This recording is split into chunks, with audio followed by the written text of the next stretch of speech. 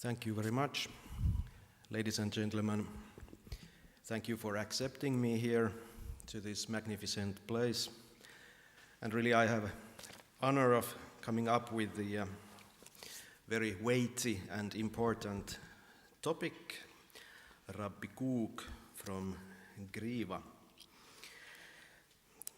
The first Ashkenazi chief rabbi of Jerusalem, and really I have a picture of one of those streets for him in Israel, in Tel Aviv, next to beach of Tel Aviv.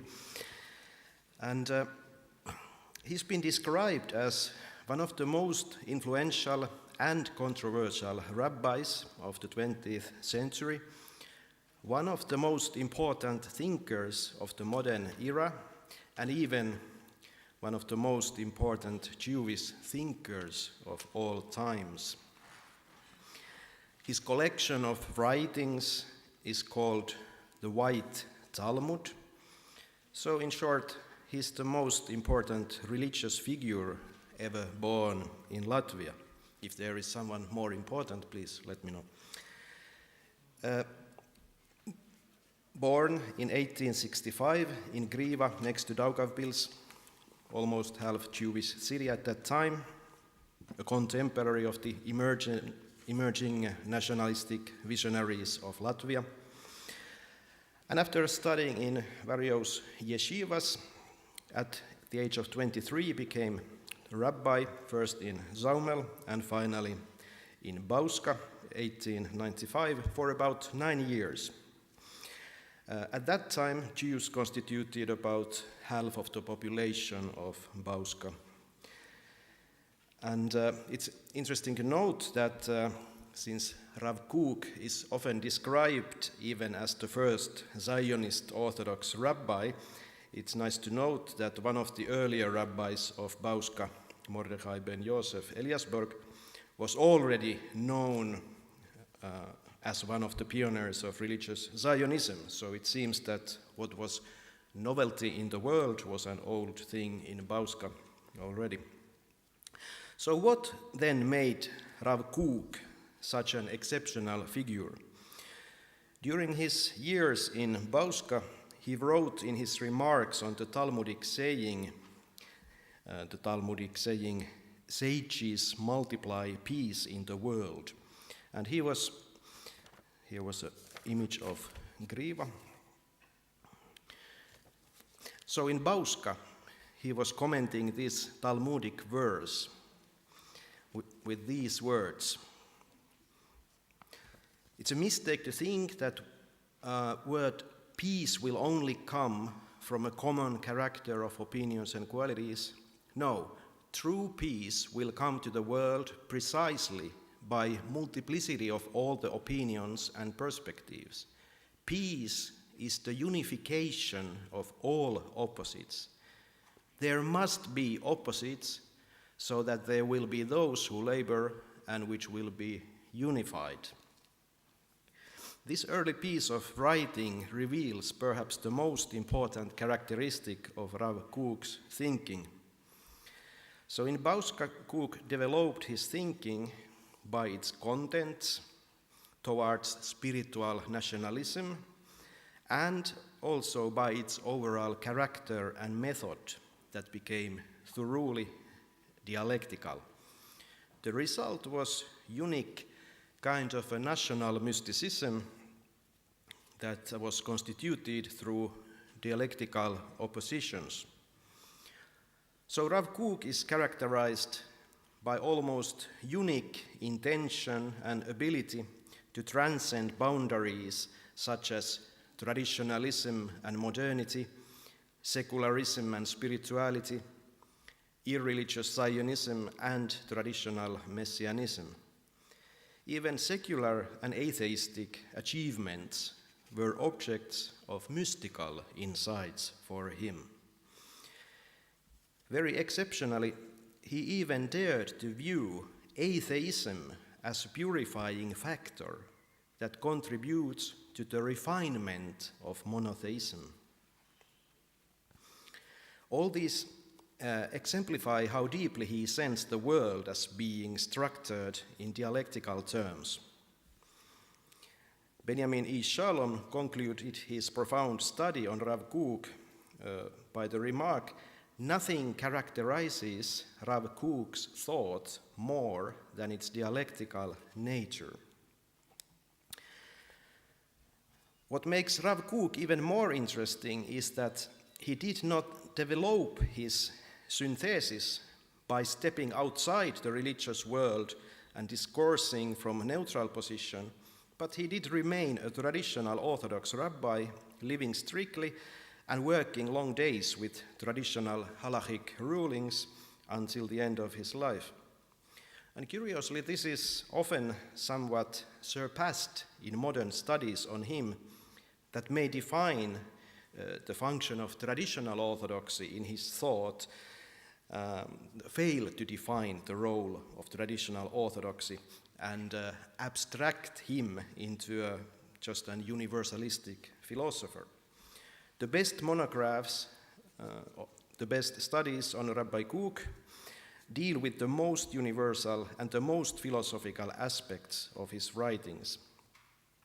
E. Shalom considered the radical nature of his thought and his conservative approach to practical halakha as one of the main enigmas to be dealt with. And finally, E. Shalom had relatively little to say about the latter. Instead, E. Shalom stated that Kook left no Shulchan Aruch because he believed in the individual nature of religious worship.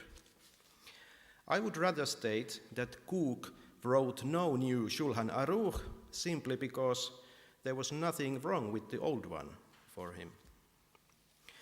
So he is a unique example of the possibility how to keep and observe the tradition and at the same time be completely open for new ideas and modernity. The dominant trend in his writings is to create a grand narrative of unification, which is of course known from Kabbalistic and Hasidic works, Yichud. But Kook is reading it into the contemporary political and social debates. The aim was no less than to outline and create unity between various diverse aspects of Jewry and Judaism. And what is very unique with him is that his main work, main writings are spirituality that mainly deal with the future. He's like almost absent-minded for events outside him when he's outlining spiritual analysis of the inner essence and processes that were to take place in the inner minds of Jewry as a whole. He may be a prophet of messianic utopy and a prophet of modern Jewry, but not a consult of change in any practical sense. It is telling that he did outline an educational program for the Central Universal Yeshiva, but it was never realized. He remained somewhat indecisive and ambivalent concerning the practical decisions on the institutions of secular studies. He did not want to rebel the traditional views, nor did he want to exclude secular studies, the importance of which was obvious for him. Kook was very original in portraying deep spiritual and psychological processes in the collective level. As a matter of fact, he did portray mystical experiences in the collective mindset of Israel in an almost unprecedented way. Mystical experiences are individual phenomena almost by definition, but he's describing them in collective level. And personally, I find this the most inspiring aspect in his writings, because earlier I have studied some Christian and Islamic works of mysticism, and with Rabbi Kook I realized that I can use the same methods dealing with the text when he is describing these collective experiences of Israel. The subject of this collective mysticism for him is neshama, soul of nation. This Hebrew word corresponds rather well to Greek word nous, referring to the deeper and more profound level than spirit, ruach, or psyche, nefesh. The kernel of the soul of Israel is transcendent. It is the source of holiness. Even more challengingly, the subject of this mystical experience is defined not only the collective of present individuals, but the entire nation of all generations. So he's talking about past, present, and future Israel as a body that receives the light of higher wisdom. Now, reader may remain puzzled how to read such claims. Cook speaks in half-poetical prose, full of biblical and rabbinic subtexts, speaking in flashes, as he himself described. He was not proceeding towards unification by practical step-by-step program of how to do it, but by solemnly making declarations of what will happen in the deepest dimensions of the collective mind. This makes him prophetic, and the beautiful flow of his expression makes him poetic. So, he is very original, creative, and resolute in applying ideas of Jewish spirituality to the collective level of the whole Israel. The basic attributes of spirituality, such as repentance, teshuva, become a collective pursuit for him. Teshuva of Israel is return to the land and return to the communion of the Spirit of God. And this kind of collective teshuva is incomparably greater than any private teshuva. Namely, private experiences are confined in time and space, but the collective repentance surpasses both categories. Curiously, the pattern of Israel's spiritual process may be understood and analyzed through this standard triad of Christian mysticism: purification, illumination, and unification. I'm not claiming that there are any Christian influences here. On the contrary, no. But there is this peculiar parallelism when he's talking about Israel as a collective. His discussion can be understood through these three concepts. So, Cook saw the centuries of diaspora, 2,000 years, as a process of long collective purification, during which the longing for the divine good was interiorized within Israel. The lack of normal material impulses of land, like institutions such as government and army, made Jews, I quote, a nation floating in air and dreaming only of the kingdom of heaven. As an example of Cook's skill in treating traditional problems in a deep, fresh way, I take the example of forgetting. Namely, in Cook's writings, he presents the case of the lost tribes, which in the traditional Judaism was a deep historical problem. How come most of the Jews just disappear from the history? So the lost tribes became a topic of naive eschatological fantasies of the lost tribes reappearing from distant lands to solve all the problems of the present Jews. And this kind of fantasies were popularized and slightly ridiculed by Isaac B. Singer in many of his novels. But Rabbi Kook, he solemnly stated that in the case of these tribes and the tribal genealogy in general, forgetting serves as preparation for the unity of the nation. A most unusual remark for traditional Orthodox rabbi. Judaism has been described as cult of remembrance, but here we have a rabbi who declares that forgetting is healthy and serves for the unity of nation. Of course, this is not the whole truth, for he also talks about the power of tribes, not the tribes themselves, but the spiritual power that will return to Israel in harmonic unity. In other words, the whole idea of lost tribes and their return is abstracted, interiorized, and spiritualist, just like in Cook's messianic vision in general. In other words, he solves the problem by updating the setting and dealing with it in a deeper level. The remarks on forgetting illustrates his intention to rise above the traditional views in order to update the paradigm of religion for the pre-messianic times.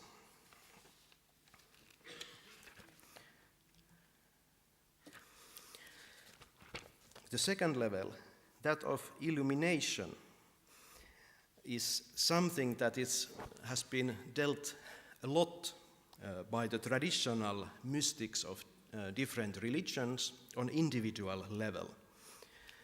But here we have a rabbi who is describing illumination on a national level with this kind of expressions: inner light, holy visions, the light of the highest and purest life. The solitary mystics describe their private experiences as all-filling, all-embracing sense of totality, and in similar manner, for Cook, collective mystical experience is all-embracing. Every concept, every notion, every spiritual movement, every vibration, intellectual and emotional, all these become sensed and known by holy awareness. And it seems that this all, in Christian mysticism, for example, there is this whole system of asceticism, how to reach illumination. But for Cook, the national purification leads to a state where the illumination is characterized by easiness. One needs only to give full freedom to the spiritual inclination to develop and expand in the soul. And then the esoteric, the mystical, will conquer the world with its freedom that knows no constricting limits. The inner soul of Israel is as if open towards the eternal. Therefore, the center of life of the soul of Israel is in the source of holiness. This is very peculiar. Philosophical analysis on the mystical experiences have focused on the psychological characteristics of such experiences, various feelings and sensations. What is the sense that Cook is discoursing in? Probably at times he was writing on the basis of his own experiences, projecting his own mysticism to Israel as a whole, because holy persons may function as key figures in this very process, as if unifying and widening their mystical experiences with the collective mind, as he is describing here. The role of tzaddikim in the process of Israel. The question how this collective mysticism is caused and by whom seems to be for him about the same question as where does it happen? Namely, here is the famous drawing of Wittgenstein. You can see a rabbit or you can see a duck, depending on how you see it. So for Cook, the source of collective illumination can be a divine effect or collective soul of Israel, because the collective soul is like open towards eternity, open towards God.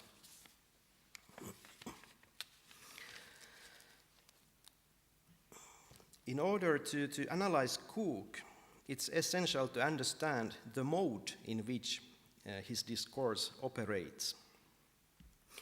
And here again we have a parallelism with the traditional mystics of different religions.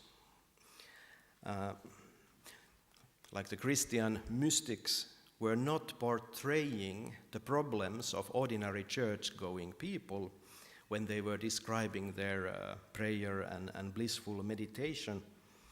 So also in Rav Kook's case, he's not aiming to portray disagreements and conflicts between Jews in Israel that he knew very well, but he aimed to portray the purest and the most ideal dimension of the inner life of a nation, idealism. This collective illumination means that practical differences of opinion and schismatic attitudes are overcome in collective process that implies change and transformation in all sides. Differences of opinion arise from superficial thought. In his discussion on the conflict between three kinds of Jews, Orthodox, nationalist, and liberal humanist Jews, Cook very calmly states that these three parties represent three major demands that all human life consists of. So the schism between these three is basically due to distorted perspectives. The foundation of the schism consists of the negative aspects that each one views in its counterpart. And by coming together and by maturing towards inner perfection, each party will recognize the positive aspect of the other faculties as valuable for the totality. And more than that, each one is to recognize even the positive content of the negative aspect of each one. Okay. 1 minute, please. The last minute, I still have 15 pages, so this is the problem of all the conferences. This will be on the next conference, it will be in 2 years. Yeah, Rav Kook deserves a conference of his own. But to conclude with this unification. So, the common collective illumination provides basis for the unification, which means integration of divergent Jews into one coherent whole. The key idea here is that the redemption promised and anticipated by classical Judaism does not appear miraculously out of the blue, but it's a slow, organic process in which disorganized, heterogeneous unity is resettled into new kind of unity, harmonious and full of mystical light. And this redemption is a process that started already when Israel came out of Egypt and is still going on. So redemption is an essential part of Judaism, an eternal process.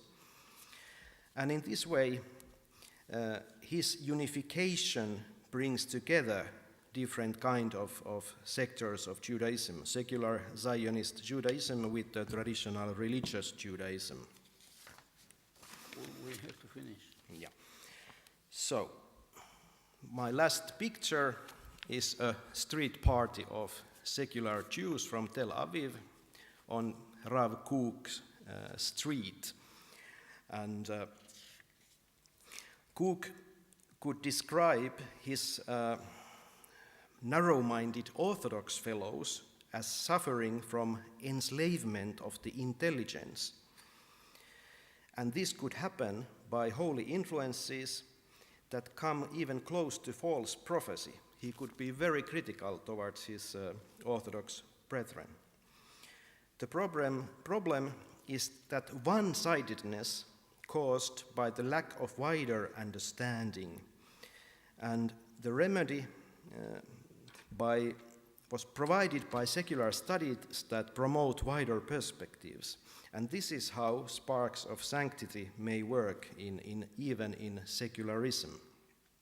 Astonishingly, he could present even biblical criticism as the secular trace of the sacred itself, almost an incredible comment from a traditional rabbi. But this is Thank where you. I'm It's stopping 25 now. minutes already, Yeah. which is 5 minutes more than the limit. Yeah. Thank you. I'm sorry.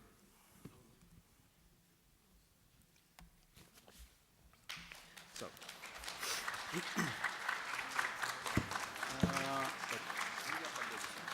I want to thank you for this interesting presentation, and just as an Israeli, I want to make one small remark. The philosophy of Rav Kook deeply enrooted in Israeli society, and his followers are considered sometimes the extreme religious Zionists. But on the other side, I want to make it a point that the religious Zionists and the youth which were raised under Rav Kook's philosophy, they are the backbone of Israeli army. And his philosophy defends us even today. Thank you. Okay. If there are any questions. Are there any questions? Есть ли вопросы к докладчику? Или все было понятно? Есть. Just can you tell me a few words about your working on Rav Kook legacy? What I writing a book, a monograph, or some papers. I would like just if you can provide us this information, since, as you mentioned already, Rav Kook is the most known ever born religious philosopher in this land. So we would appreciate any kind of contact with you if it's possible. well, for me personally, this has been a long project with no fruits so far. I've been reading for him for a long time, and this is actually the first time I come up with a lecture about him in public, and so I'm very excited now when I have started to write. There are so many interesting topics in his works that I will certainly continue in the next conferences, so to say. Thank you.